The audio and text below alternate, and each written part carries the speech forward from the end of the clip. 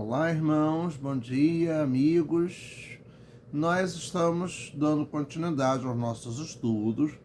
Hoje estaremos trabalhando com a lição número 7. A lição número 7, o imperativo da santidade.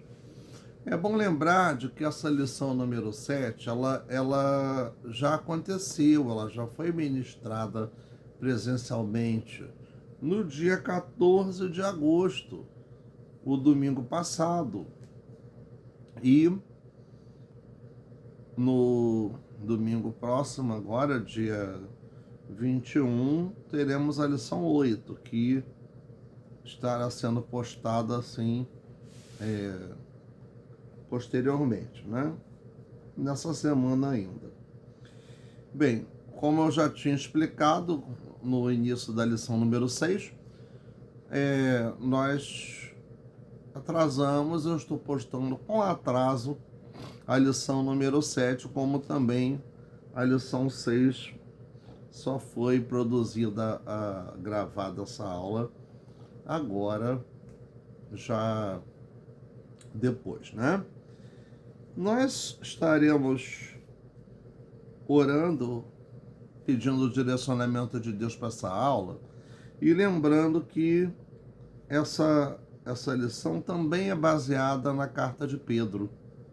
Nós falamos na aula passada sobre que a carta de Pedro foi escrita aos cristãos da Ásia Menor que estavam sendo muito perseguidos, que eles tivessem esperança. Era necessário a esperança. Hoje,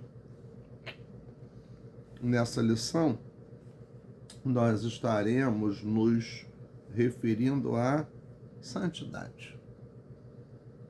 Oremos ao nosso Deus. Pai querido, muito obrigado por podermos nos reunir para estudar a Tua palavra, Senhor. Queremos te pedir, meu Deus, que Tu tenhas misericórdia da minha vida, que Tu possas usar, meu Pai, como Teu instrumento na condução desse estudo. Por isso, Deus, estamos pedindo, estamos te rogando que o Teu Espírito Santo possa usar a minha boca, possa usar a minha mente na condução desse estudo. Meu Deus, toma nas Tuas mãos todos aqueles que estarão vendo e ouvindo, a mensagem que será trazida, que seja de grande valor, Senhor Deus, que possa estar contribuindo para o crescimento espiritual, que vidas possam estar sentindo confortadas ao ouvir a Tua palavra, Senhor Deus. Toma-nos em Tuas mãos, dirige, orienta ao Pai, tudo quanto estará sendo feito aqui, em nome de Jesus. Amém. 1 Pedro, capítulo 1, a partir do verso 13. Na lição passada, nós lemos até o verso 12. Né? Aqui, ó. Exortação à santidade. 13, de 1, de 13 até 23. Mas nós vamos ler até o 25. Tá? Vamos ler até o 25. Na revista está sugerindo até o 23. Vamos esticar um pouquinho mais.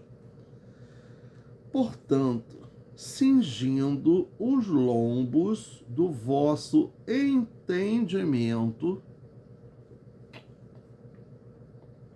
abrindo a nossa mente para entender o que a palavra de Deus quer nos dizer, sede sóbrios e esperai inteiramente na graça que se vos ofereceu na revelação de Jesus Cristo. Como filhos obedientes, não vos conformandos com as concupiscências que antes havia em vossa ignorância. O que significa isso?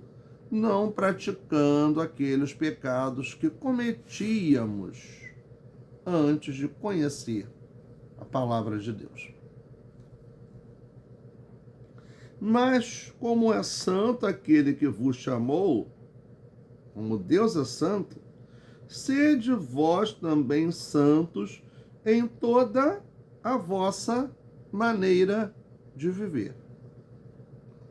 Porquanto escrito está: sede santos, porque eu sou santo. E se invocais por Pai aquele que, sem acepção de pessoas, julga segundo a obra de cada um, andai em temor durante o tempo da vossa peregrinação. Andai em temor, em obediência. Sabendo que não foi com coisas corruptíveis, não foi com dinheiro, não foi com bem material, como a prata ou o ouro, que fostes resgatados da vossa vã maneira de viver, que por tradição recebeste dos vossos pais. Mas, porém, contudo, com o precioso sangue de Cristo, como de um cordeiro imaculado e incontaminado, o qual, na verdade, em outro tempo foi conhecido, ainda antes da fundação do mundo, mas, porém, manifestado nestes últimos tempos, por amor de vós. E por ele credes em Deus, que o ressuscitou dos mortos e lhe deu glória, para que a vossa fé e esperança estivessem em Deus, purificando as vossas almas na obediência à verdade, para o amor fraternal não fingido. Amai-vos ardentemente uns aos outros, com um coração puro, sendo de novo gerados, não de semente corruptível, mas da incorruptível, mas da semente incorruptível, pela palavra de Deus viva e que permanece para sempre.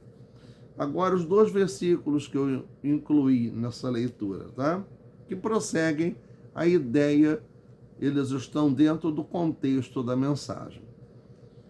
Porque toda a carne é como erva, e toda a glória do homem como a flor da erva.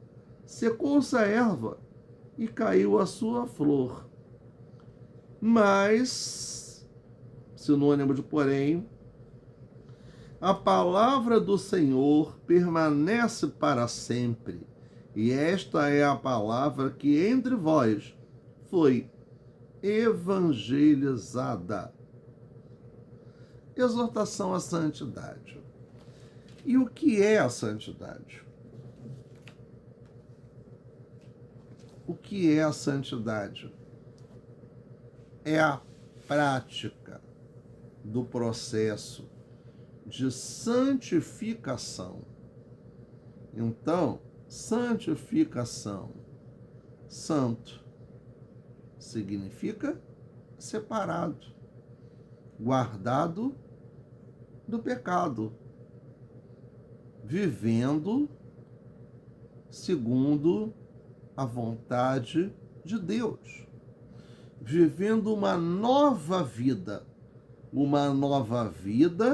dirigida pelo Espírito Santo de Jesus Cristo, Espírito Santo de Deus, por Jesus Cristo.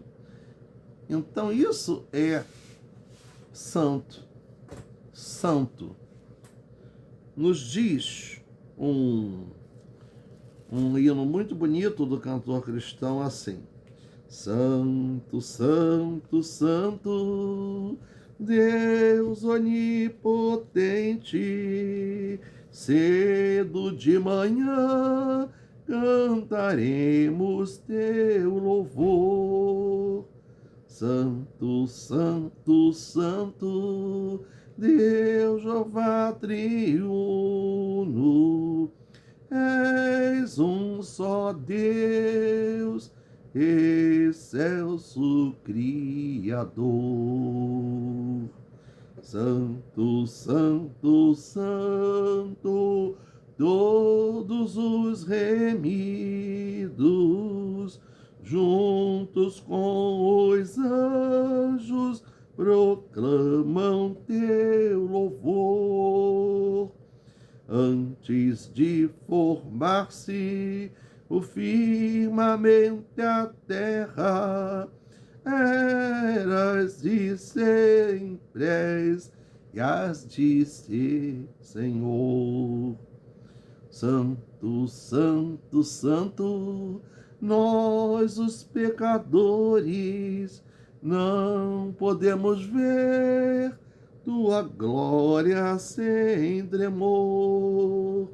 Tu somente és santo, não há nenhum outro, puro e perfeito, excelso benfeitor. Santo, santo, santo, Deus onipotente, tuas obras louvam teu nome com fervor.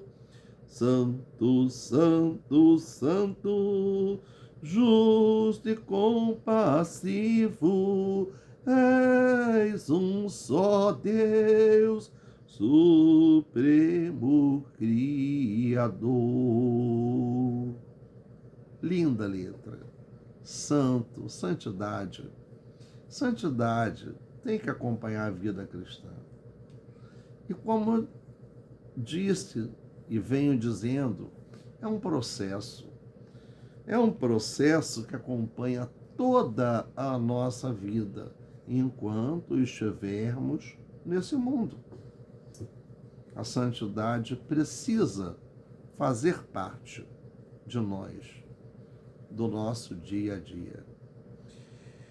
Há pessoas, infelizmente, há pessoas dentro do cristianismo que acham que pode seguir a Jesus e ao pecado ao mesmo tempo, fazendo um ping-pong. Pecado, vida cristã.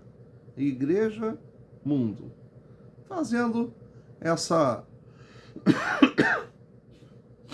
dicotomia, mantendo uma vida dupla, né? Uma situação que não há condições de ser mantida. Entretanto, isso não é possível. Deus nos chama para a santidade, para a santificação. Está lá em 1 Tessalonicenses 4, versículo 3. O que justifica dizer que ela é um imperativo para o cristão. Imperativo é uma ordem de Deus. Uma ordem de Deus. Não é uma ordem do pastor, do professor, do presbítero, do ministro. É uma ordem de Deus. Nós estamos repassando aquilo que está na palavra de Deus, aquilo que Deus quer que façamos. É um imperativo para o cristão. Por toda a Bíblia Sagrada, encontramos textos que ensinam o dever do servo de Deus de viver em santidade, tendo o prazer de servi-lo. Quando alguém recebe Jesus como Senhor e Salvador da sua vida, o Espírito Santo vem habitar em seu coração, tornando o próprio corpo do cristão um templo santo. Por que diz que o nosso corpo é o templo do Espírito Santo? Porque é com ele que a gente vai louvar, que a gente vai servir, que a gente vai adorar a Deus.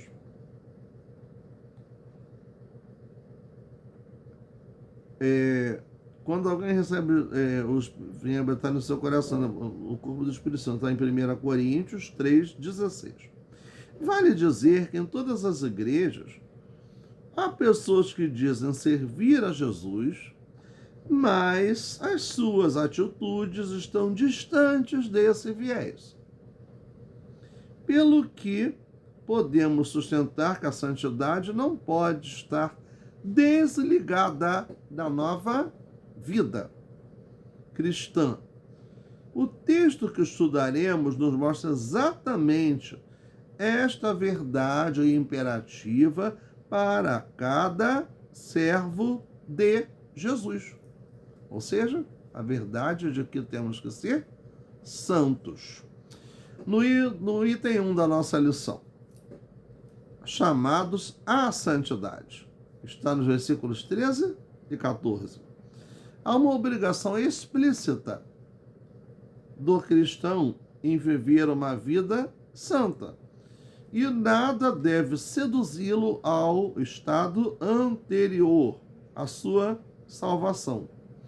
Isso requer uma disposição de caráter, mente e vontade.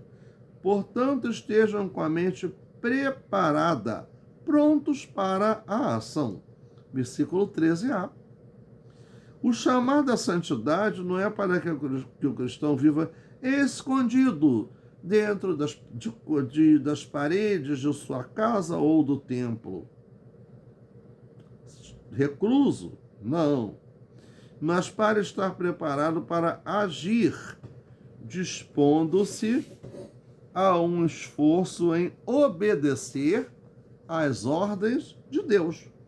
A mente não deve estar presa aos incômodos, medos e conceitos mundanos.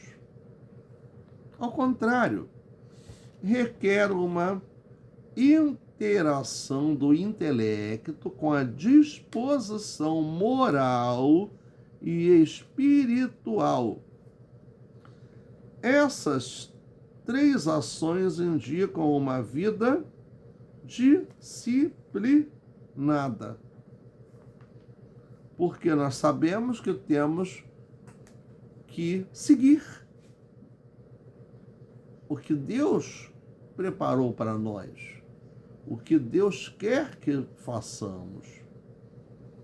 Não adianta estarmos na igreja e nos intitularmos cristãos e vivermos como se não fôssemos. Isso é um tremendo mau testemunho. Um fato importantíssimo que tem que ser levado a sério. Ou então não somos. Ou somos ou não somos. Isso precisa ser posto em prática. A mente não deve ser apenas disciplinada, mas também sóbria, responsável, ter sabedoria. O adjetivo sóbrio se refere a alguém que não está embriagado. Não está embriagado. Mas as pessoas não se embriagam só com álcool, não. A embriaguez provocada pelo álcool, ela é real, ela é presente. Mas existe certas embriaguez que tomam conta da mente humana sem que a pessoa beba, pelas prioridades que ela dá à sua vida, né? Então a gente vê aqui, significa alguém que está no pleno controle de sua capacidade mental. Significa ser calmo, estável, controlado, ponderar as coisas, a fim de alcançar opiniões e práticas saudáveis. Outro motivo para ser sóbrio é que Satanás está rodeando os cristãos para tragar os que estão menos vigilantes, como o apóstolo alerta nesta mesma epístola, em 1 Pedro, 5:8. Usando contra eles todos os perigos e inimigos espirituais, os quais tentam desviá-los do caminho da santidade. Então você quer viver uma vida de santidade, mas tem quem vem questionar essa sua vida de santidade e tenta te puxar para alguma coisa que não é aprovada, que não é da vontade de Deus para quem resolveu seguir a Cristo. É bom lembrar que a santidade é vivermos na nossa novidade de vida todo o tempo em que vivemos neste mundo. A santidade, ela tem que ser praticada sempre. Não é um momento somente. Isso não é fácil. As nossas forças somente não nos capacitam para resistir a tantas situações. Nós temos que estar em espírito, crendo no Senhor, dando espaço para Deus na nossa vida, buscando ao Senhor, pedindo para que o Espírito Santo nos capacite, nos oriente, nos dê a devida sabedoria e o domínio próprio, que é o controle, como fala aqui, ó. Controle é o que é o domínio próprio, a mansidão. A volta de Jesus é iminente. A gente sabe que ela vai acontecer. Só não sabemos quando. Ninguém sabe. Isso não foi revelado a ninguém. E deve ser um incentivo a termos calma e tranquilidade nesse mundo. Esperai inteiramente na graça que se vos ofereceu na revelação de Jesus Cristo. Verso 13b. Comparar com 1 Pedro 4:7. Esperai inteiramente significa depositai as vossas esperanças em Cristo. O cristão tem uma perspectiva esperançosa da sua vida e história. Por causa disso, experimenta a graça de Deus em seu viver aqui e continuará a experimentá-la na vinda de Jesus Cristo. Olhar para a volta de Cristo fortalece a fé e a esperança. Em tempos difíceis como os que enfrentamos, sendo que Deus confere graça para que seus filhos vivam no mundo, mas separados do sistema pecaminoso que há nele, como nos diz lá em Romanos 12. E não vos conformeis com este mundo, mas transformai-vos pela renovação do vosso entendimento, da vossa mente, para que experimentais qual seja a boa, perfeita e agradável vontade de Deus. Como filhos obedientes, não vos conformando com as concupiscências que antes havia em vossa ignorância, com o pecado que a gente convivia com ele. Agora, se a gente conviveu com aquele pecado, mas nós não tínhamos consciência do pecado. Agora temos. Não podemos mais conviver com ele. Por isso que fala que havia em vossa ignorância, ou seja, o não conhecimento da palavra de Deus. Assim o cristão aprende a não se conformar com o padrão da sociedade mundana, desenvolvendo um caráter e conduta compatíveis com a sua fé cristã, por terem sido regenerados, mudados, fomos regenerados, passamos por uma mudança de vida, por um novo nascimento. Os cristãos participam da natureza do Pai, a qual é a santidade, e requer de seus filhos o abandono daquilo que eram e faziam no passado, o abandono das coisas erradas, o abandono do pecado. No item 2, a base da santidade, que abrange os versículos 15 a 17. O que nos diz? Esta base é o próprio caráter santo de Deus, como expressa nesses versos. O caráter santo.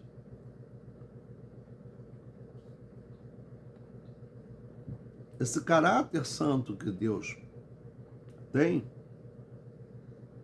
que ser adquirido por nós. Tem que ser praticado por nós. A gente tem que viver dessa forma. Bem como em todas as áreas da vida. Verso 15.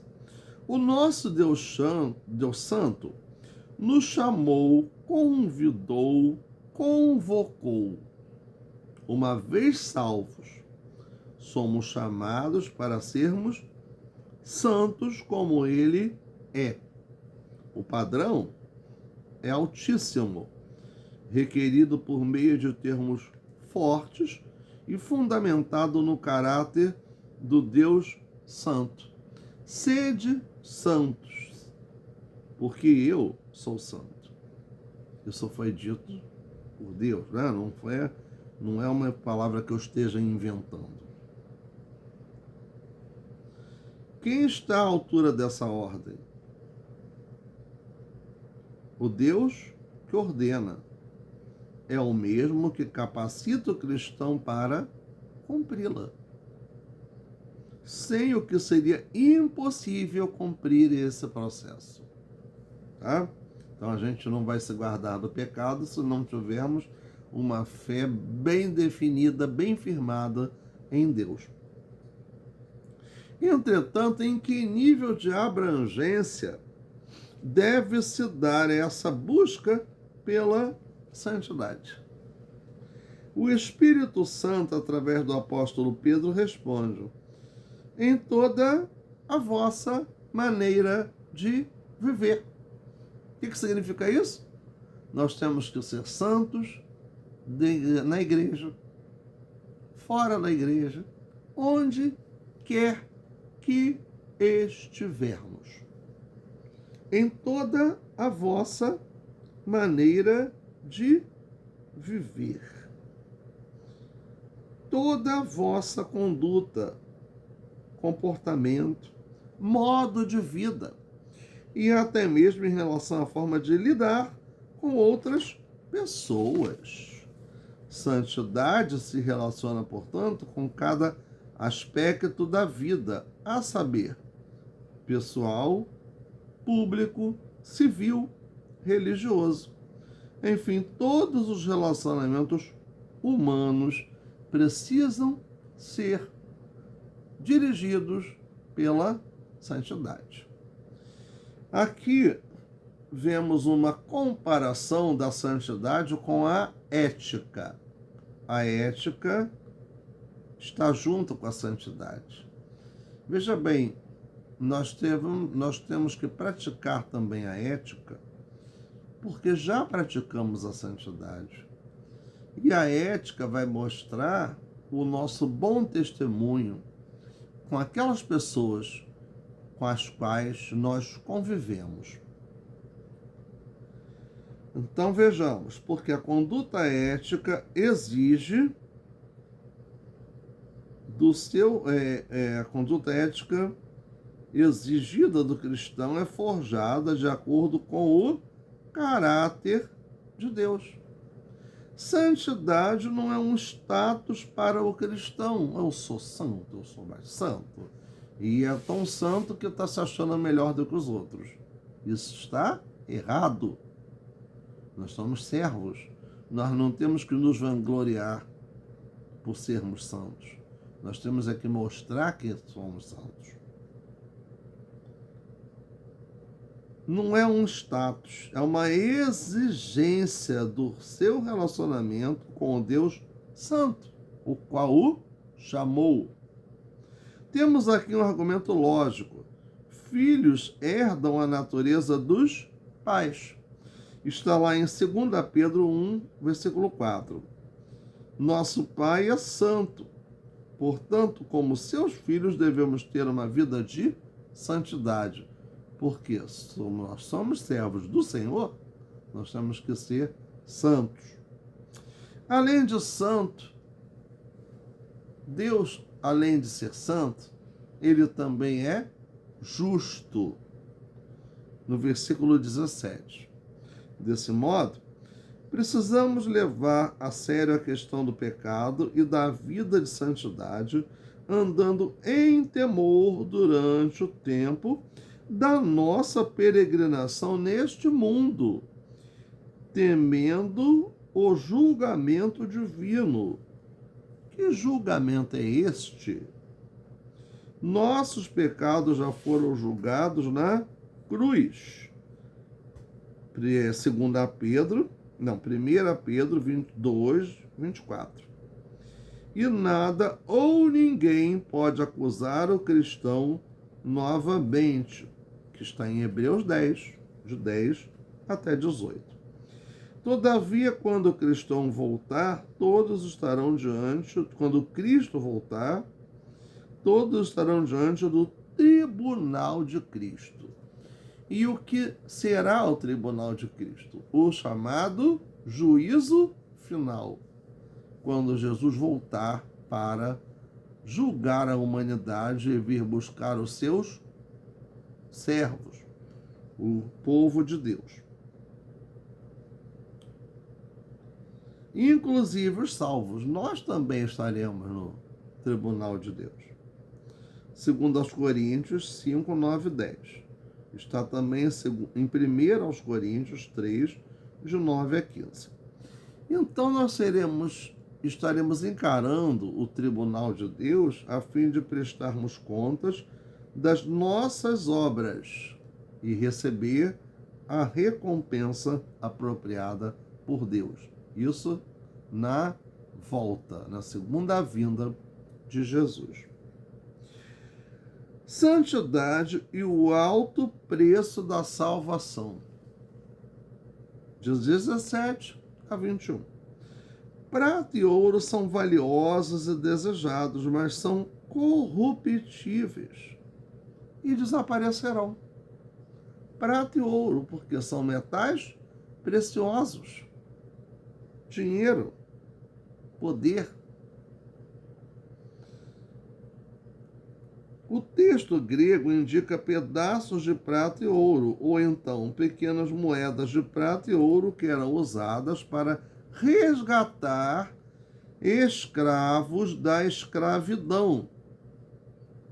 Então vamos lembrar que estamos estudando uma lição que foi escrita num período onde a escravidão fazia parte da sociedade. Era uma relação de trabalho que existia lá de uma forma bem direta. Não podemos dizer, por exemplo, tinha sindicato. Não. Ganhavam salários bons? Não. Tinham uma vida boa? Não. Isso fica bem claro, né? Um escravo poderia comprar a sua liberdade se ele conseguisse ajuntar os recursos necessários. Ou seu senhor poderia vendê-lo a alguém que pagasse o preço do mercado para libertá-lo. Portanto, na época de Pedro, esse resgate ou redenção era muito precioso, porque havia os escravos, e os escravos eram aqueles que estavam em posições sociais piores, tá? Em geral estrangeiros. No entanto, o resgate da vida humana não foi a qualquer preço. O vocábulo, a palavra corruptível, tem o sentido de perecível, ou seja, que facilmente se desintegra, corrompe ou deteriora. Como o nosso próprio corpo físico, o qual vai definhando durante a vida terrena. Tá? Muitas pessoas ainda vivem de acordo com as vãs tradições religiosas recebidas de familiares, enquanto a salvação através de rituais religiosos, esperando a salvação através de rituais religiosos, boas obras ou até uma moralidade pessoal. Os judeus se agarraram ao fato de serem filhos de Abraão para a sua salvação. Tá? Está lá em Mateus 3, 8 e 9, João 8, 33 e 34. Os gentios depositavam sua esperança nos muitos deuses aos quais eles serviam. Contudo, nada dessas coisas pode resgatar a vida humana da escravidão ao pecado. Só Deus pode nos dar o perdão. A palavra resgatados é uma das mais belas figuras da obra de Cristo. A história desta palavra torna-se ainda maior se lembrarmos que provavelmente cerca de 40% da população do Império Romano era formada por escravos. Quase metade de todo o império anelava para ser resgatado. O resgate do pecador não é proporcionado por uma redenção corruptível. A herança incorruptível não pode ser assegurada dessa forma, mas é proporcionada pelo precioso sangue de Jesus. Porque foi pelo sangue de Jesus que nós tivemos a salvação comprada. Jesus morreu, ressuscitou pelos nossos pecados. É a primeira vez que Pedro usa a palavra precioso em sua carta. A redenção é valiosa porque se baseia na morte sacrificial de Jesus, a divindade em forma humana, o Deus homem.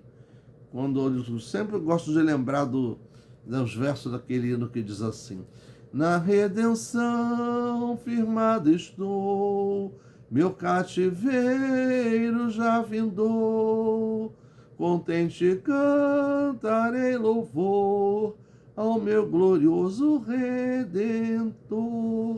Redenção, libertação, é sinônimo de libertação. Então imagine no Império Romano, um território enorme na época. 40% de todos os habitantes dos territórios conquistados pelo Império Romano eram de escravos. Ora, isso é sério. Isso é uma coisa muito séria. Quem é escravo, com certeza quer se libertar. Não quer viver escravo a vida inteira. Quer poder conduzir a sua vida, ser o dono da sua vida, não depender de outro que o guie, que o oriente, que o explore. O preço altíssimo pago pela redenção, aliado ao benefício que ela traz ao pecador libertado, constitui conjuntamente um grande motivo para que ele deseje intensamente a santidade em seu caráter e conduta. Essa é a motivação suprema para uma vida de santidade. A vida fútil, vã, ficou para trás. Pois agora é novidade de vida. Pedro faz questão de deixar claro que a morte de Jesus foi o cumprimento de um plano e não um acidente histórico que tenha acontecido por acaso ou à toa. Tá? Então aqui, o que ele nos diz? Um plano de Deus já definido antes da fundação do mundo. Verso 20. Sob a perspectiva humana, Jesus foi brutalmente assassinado. Mas do ponto de vista divino, o que nós vemos aí? O Senhor Jesus se entregou voluntariamente pelos pecadores. João 10, 17 e 18, Atos 2, 23, Gálatas 1, 4. Ressuscitou dentre os mortos, e todos os que nele creem recebem a salvação eternal. Em suma, quando refletimos acerca do sacrifício que Jesus realizou por nós, não há outra relação a não ser a de obedecer a Deus e viver em santidade para a sua glória. Algo menos que isso é não compreender e até mesmo desmerecer o grande preço pago pelo nosso resgate. Concluindo a lição, vivemos em meio à corrupção. Ao olhar para o lado, tudo o que vemos é sujeira. O cristão vive no mundo. Vamos lembrar esse detalhe.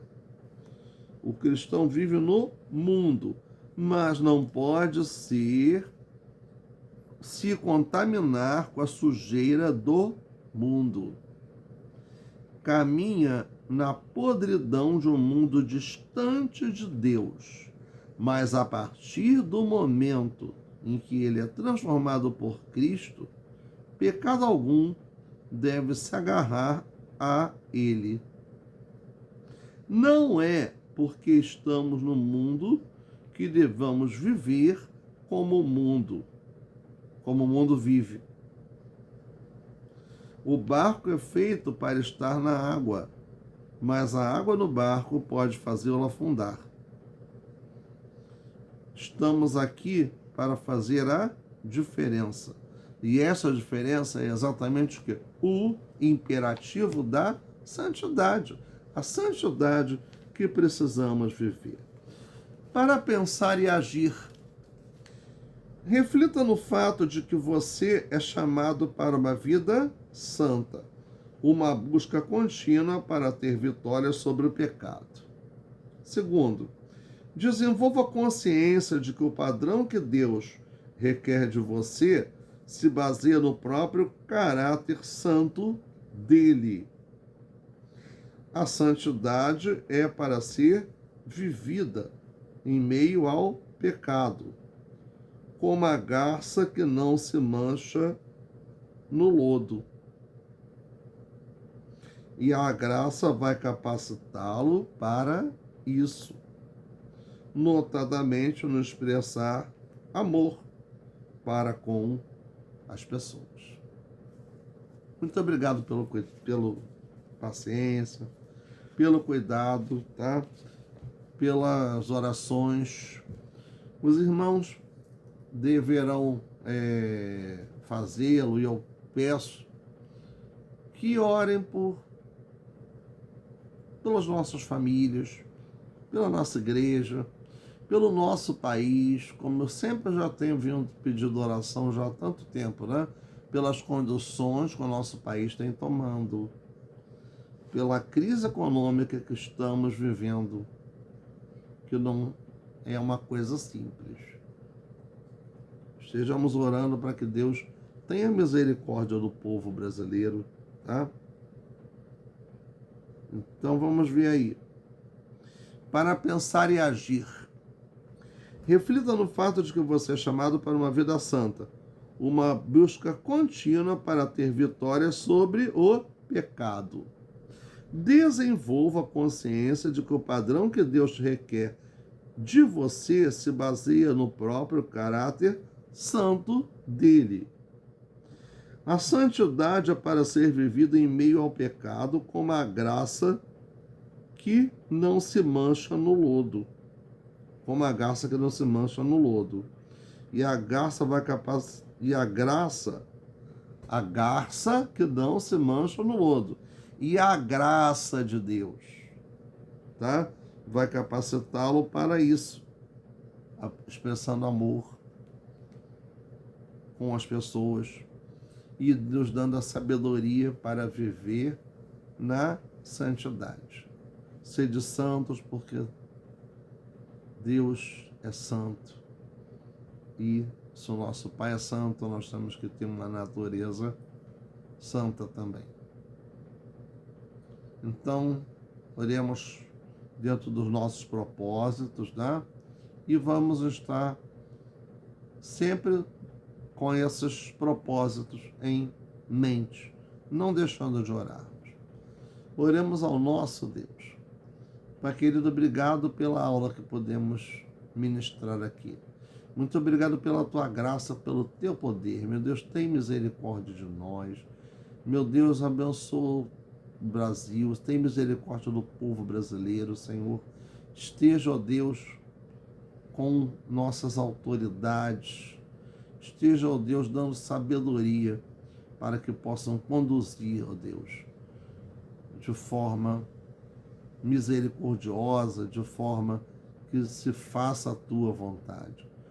Abençoa, Deus, a nós todos o nosso testemunho, para que possamos refleti-lo na nossa vida. Seja conosco, ó Deus. Abençoa-nos, ó Pai. Em nome de Jesus. Amém.